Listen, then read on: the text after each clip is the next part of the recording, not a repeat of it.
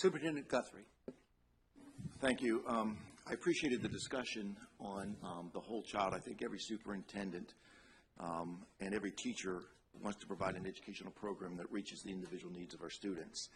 And however, they're included in the base cost. You talk about adding counselors and support staff. And my question is simple in the discussion we can have later, but we have seen a rise across all school systems in the number of disruptive youth that are not necessarily tied to the farms or English language learners or any other designation like special education.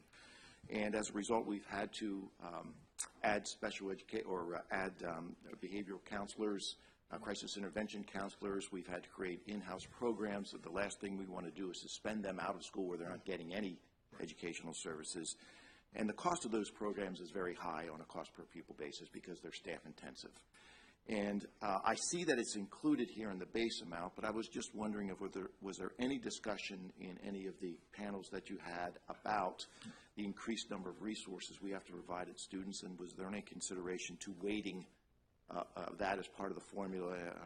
Again, I'm not in favor of labeling disruptive youth. I'm certainly not in favor of that, but that is an increasing expense that we're all experiencing. Yeah, so I would say that was probably one of the most frequent topics that came up during this round of panels, both in the evidence-based panels and the professional judgment panels, was the need to ensure students are ready to learn and that the behavior issue is growing, and that it's not, to your point, that it's a base cost issue, not an issue. So within the base versus a weight, there was a lot of talk of, and I always use the wrong term, so alternative to suspensions, behavioral specialists.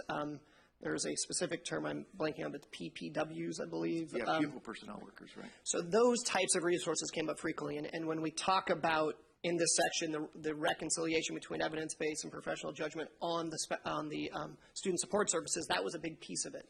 Okay. They heard from their panelists a lot about it. We heard a lot about it from the panelists. Their base model didn't have as many. PJ had more, and then we reconciled really to that point. Okay, thank you.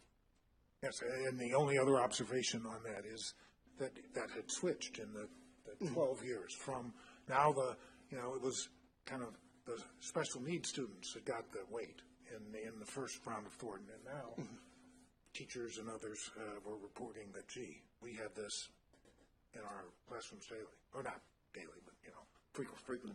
Yeah.